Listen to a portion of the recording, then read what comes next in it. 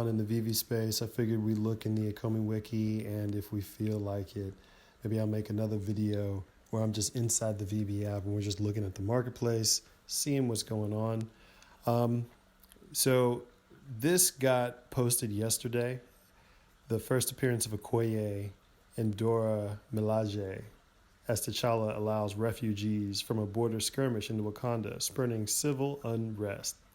So this is the first issue of Black Panther from his Marvel Knights series. Now, the Marvel Knights were almost this speculative version of the regular Marvel universe where creators had seemingly a slightly larger budget, more time to make these heftier tales. The artwork is elevated.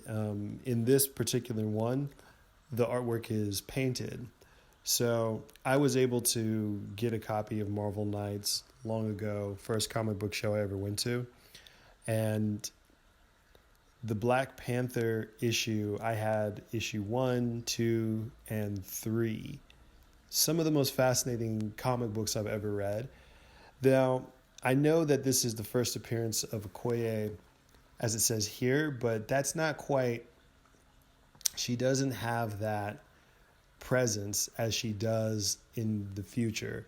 But that's pretty common in a lot of first appearances, like the first appearance of Bullseye, he was just like a side throwaway character. The first appearance of the Joker was the side throwaway character, and now they're mainstay. And Okoye, from what she's done in the movies, has become a very big staple of the Marvel Cinematic Universe. Same with Dora. So that's a good reason to grab it. Personally, that issue in the center is the actual cover art for the Black Panther first issue. I don't know if they had variant covers of this comic in real life. I think that because it was Marvel Knights and it was a special thing, that this kind of was the variant. But that's kind of the only issue that I want. Based on how they're lined up, that's either going to be the rare or maybe it'll be the common, since that's actually the cover art. But I'm thinking it's going to be the rare. If it's the common, that's probably the only one I'm going to grab if I don't get the secret rare on drop day. Now, I like this series a lot. Black Panther in the movies as a character never really solidified for me like he does in other writers' hands. He is very noble, looks the part, walks the part, but I don't really know who he is. I don't really know why he wants to be the Black Panther other than he's supposed to be. And I think that this version of him in this comic right here is just one of my favorites. So this is an easy grab for me. When I start getting some more liquidity, I'll probably try to stack some of these. It's not the first appearance of Black Panther in a comic book by any means, but it is the first Marvel Knight. It is the first from that line. They had Marvel Knights like Punisher, Marvel Knights Daredevil, I think. I think they even had a Marvel Knights Spider-Man. They almost always have a Spider-Man. I'm going to have to do a video just about Marvel Knights in general. I don't know as much as I should because I really only read the Black Panther Marvel Knights, and it really was one of my favorite series. Also, like my Inhumans #1 that had that nice painted structure, like stuff like that. Those type of moments where you feel like this comic book is like, yo, this is art. This is elevated work of fiction. That's what this Black Panther really gives me. So let's go over to Ikomi Wiki and look at some of our interactive data-driven tables. Now, as you see right here, I have not subscribed yet to do graphs.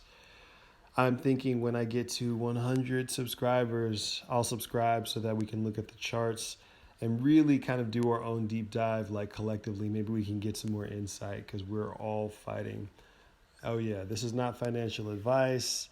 We're just chilling. I'm telling you kind of what I'm thinking, my vibe, and stuff like that. So let's hop in. I want to jump back into my watch list um, because I feel like I was rushing through it last time. It just, I have 40 collectibles in my watch list, and these are the ones that are interesting me for current moment, for long term, or just some other small thing. So like this Supergirl, right? I love the artwork on it. I think that's the selling point for this one. It's not an FA. It's a rare, so there's only 7,777 of them, but it's not the first appearance of Supergirl. Now, I was tripping out because as a rare, she was below Wonder Woman rare for a couple of days. Now she's at 283. Wonder Woman this morning was close to 200 and something. Wonder Woman from the DC CoverGirl season 2. Batgirl, 68.5. So if you guys saw my video from yesterday, I was looking at the Veve marketplace, and Batgirl happened to drop into my price range, close enough. I was waiting for it to get to 66. I saw one for 66.50. Couldn't grab it, so I got one for 67 or 67.50, something like that. Whenever I see something of like a drop that I was going to participate in anyway, and I have a little bit extra liquidity, and the common or the uncommon or even the rare is not that much more expensive than the actual drop price, it just makes sense to go ahead and grab it to me. Now, obviously, this is not financial advice, but yeah, see, look, Wonder Woman's at 206. That's so crazy to me. People are arguing for this to be the first real appearance of a real Wonder Woman. 206 might be worth the investment. Some people are really seriously stacking them. I have to make a point too, like not to watch too many of the videos of people that have a lot of gems and we're in super early, because the moves they make are going to be different than the ones that I make. So at the point I'm at now, I have to flip upward, and I have to figure out a way to make that first real big leap into some of these bigger pieces. Spider-Man common, Marvel Mighties.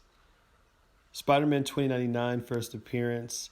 I was watching Spider-Man Unlimited, the old cartoon. I started watching it last night. I'd never really seen it before, though I did watch the other Spider-Man cartoon in the 90s that came out a few years before that.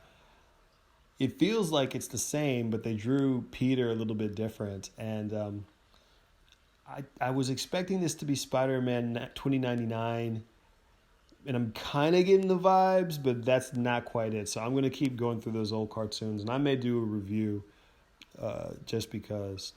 Spider-Woman's down to 55.99. Yo, 55.99. I mean, if you're trying to get the collectibles for all the Marvel Mighties, it doesn't make sense not to get a Spider-Woman, in my opinion. 50.99 is the lowest out of that Spider-Man group.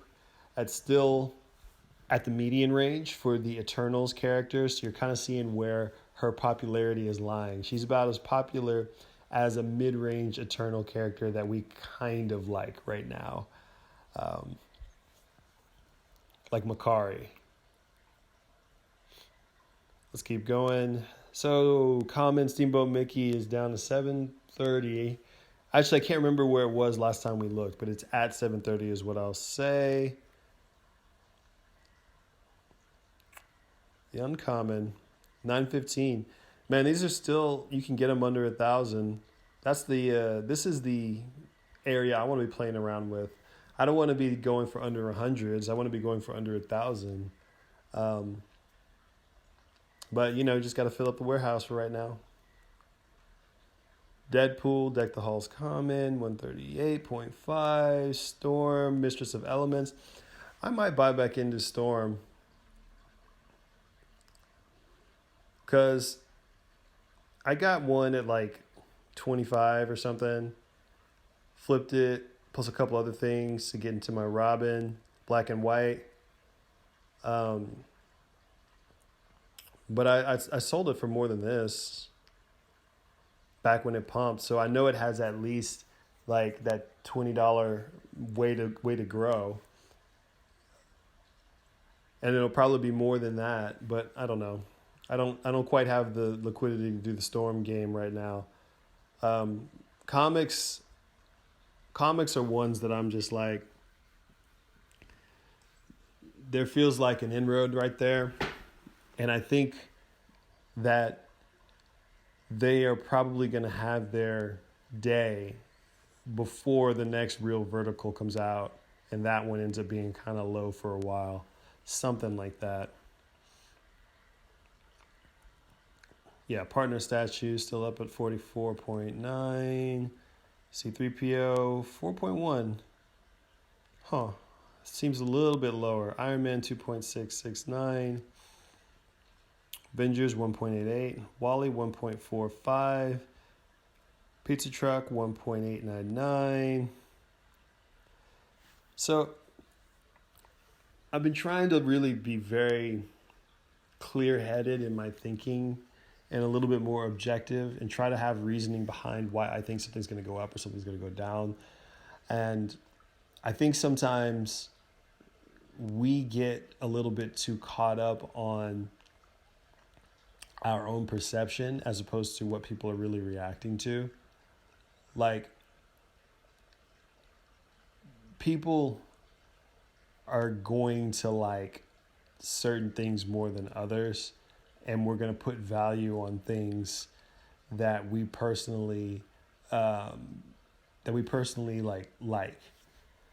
So it's like you're just looking for like big groups of people who there's more people that like this aspect than that aspect. Basically all you're doing. Which one has the most weight? That's what you go toward. So just trying to make sure that it's not my personal interest that pulls me in, and there is some interest for other people as well. So these mighty guys, I think I may have scraped the bottom, not to jinx myself. He's back up to 38.33. I got him at 33. Kingo was still down, 29.89. I think I got him at 29 or 28. So he may even go down even more than that. Cersei's down to 29. I can't remember where I got her. But I grabbed these guys when they were hitting the bottom. And Zombie Hunter Spider-Man number 2, ultra rare, 925. Oh, man. I got some thinking to do. Ben Reilly, 499. It's so interesting. Ben Reilly, still $4.99 because he still feels like Spider-Man. Even though I really don't know who he is, most of us don't know who he is. But he had a comic book series that started up again, a month ago? Something like that. Ben Reilly Spider-Man number 1 came out. Get you a copy. Probably came out after the Veve character came out. So people could be like, oh, look at this cool character I bought. And oh, there's a comic book too. So it has like a double boost. But you can't sleep on Spider-Man. They're too popular. Spider-Man is Spider-Man is Spider-Man. The thing's down to 50. That's not bad. Him and Spider-Woman sitting kind of close. Invisible Woman's at 52. Human Torch, 147. He's rare. Steve Rogers, 130. It was stated in something I was listening to, one of the spaces, that Steve Rogers is more popular in Canada than in any other place. And in my mind, that makes total sense culturally. I think that when I think about what culture is going to be interested in what character, I think you really have to accept who the culture sees themselves as or wants to see themselves as opposed to who we, from the outside onlooker, view who they are. I remember when Street Fighter 4 came out, and the creator said they created the one character. What's her name? She has like the French braid, red hair, glasses, leather jacket. I don't remember what her name is, but he said he created her for the American market. But then when they shipped it off to America, the one French character, the big burly wrestler guy, was the most popular, or rugby guy was the most popular. And that right there in my head, I was like, yeah, of course. You're not thinking like an American. You're applying these things. You're like, yeah, America is so stylish. They're so cool. Yeah, but that's not the type of character that Americans kind of in their gut are going to go for. So it's like there was a disconnect. So I can totally see, thinking of it like that, why Steve Rogers would be very idealized almost from the Canadian perspective, especially with the strong, like noble moral compass that they kind of have collectively as a culture. And that's his primary like focus as a character. I can totally see that being the connection. 100%. I mean, there's even like, you can go further than that if you think about the cultural breakdowns. Like certain cultures favor extroverts over introverts, and certain cultures are vice versa. Japanese culture really has a favoritism towards introverts. They have common sayings saying the nail that sticks out gets hammered down, meaning like you don't want to stand out because then you're going to be the first target. So there's a whole like sense of, fit in, think first, speak second. It's a very introvert, admirable culture versus America. It's like the squeaky wheel gets the grease. Early bird gets the worm. Like you have to be first, and you have to be loud, and you have to be bold, and that's what we favor. So I think that there's a lot of power looking at Spider-Man from the American perspective of now I can finally express who I am without the backlash of the shame that probably some people feel of not fitting in or not feeling like they're accepted and stuff, versus other cultures are going to prize something different, like the nobility, the goodness, the always doing the right thing, and being very direct. And that seems Canadian to me. I'm interested in Necronomicon too. Collector's editions, what I think CE stands for. That whole series is good. Now this is like personal. Like when I actually like get some, when I'm out of pure flipping mode, pure earning mode, and I'm just like, what pieces do I just want for me as like to show that I did this? Death is one of them. I loved the Sandman series. Neil Gaiman is a genius. They're some of the most interesting, progressive, forward-thinking, imaginative comic books of all time in history. One of my favorite writers too. Love his stuff in book form. And I love his comic book stuff too. And this makes me want to go buy the Sandman Omnibus because it was such a mind-blowing world. So, all that being said, I saw that there was an iteration of Death. I was like, yo, I want this one so bad, but it's too expensive. It's $513 right now. Came out at $90, and I have no idea if this is priced appropriately or underpriced or overpriced. She's really a boutique, character. But I do know this. They are making a Sandman television show for Netflix right now. I am so hyped. This is why I kind of want to go back and read, but I don't want to read too much because then I might spoil it for myself pieces that I'd forgotten. Marty's hoverboard, common FA 230, 77 for the commons for these Ghostbuster cars. So I think this is the rubber band to the other side before we snap back. Superman, uncommon, 6,099. See, that's one of those ones where it's just like, if you can get a Superman #1 or an Action Comics #1 for $500, when it was get the Action Comics #1 for $500 because it's Superman #1. It'll be fine. I don't know if it's gonna go up more. I don't know if it's gonna go down more. I don't even know if there's going to be a crazy ceiling on these or not. We're hoping, but we're not sure yet. Yeah, and this is my favorite iteration of Harley Quinn. I think it's fantastic. First edition, $13K, man. Man, what a great piece. Ultraman's at $400. The common. Marceline's at $800. Yeah, don't sleep on Princess Bubblegum. Princess Bubblegum is like a nice character to have. And I really wonder, I think probably not, since they only signed up to do like one thing with Cartoon Network. But if there was some Adventure Time stuff in the Veveverse, that would be really cool. I don't know if that partnership is coming. So the Supergirl Ultra Rare is at $889. This is the first appearance. So if you can't afford that, the other Supergirl is running up. She's at $280 right now. My pink unicornos or mermacornos.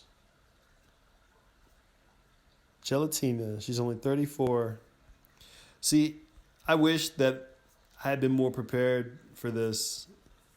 Todd, 11.55 thousand. That's really good, man. Jim Lee Nightwing. I think this is the first Jim Lee art on the platform. Ultra rare. Jim Lee, one of the greatest comic book artists of all time. I guess that's it. Man, we talked about a lot today. So definitely know this is not financial advice. I'm just talking from what I'm thinking, what I'm feeling. And I want to do a bunch more of these things, just like talking like this today. I got to go and do some stuff, but when I'm out and about, stay tuned to the different platforms because I'm going to be recording little videos, little snippets, just trying to add a little bit of variety to things while I'm on the go. So thanks for listening and watching. Check out the new videos. I am writing up something on Skyrim as we speak. I'm about 50% done with the actual script, but we'll put it out, and it is long, and it is fun, and it is pointless, just like life. So be sure to hit the like button. Be sure to subscribe. Be sure to tell a friend. Thank you so much. Peace.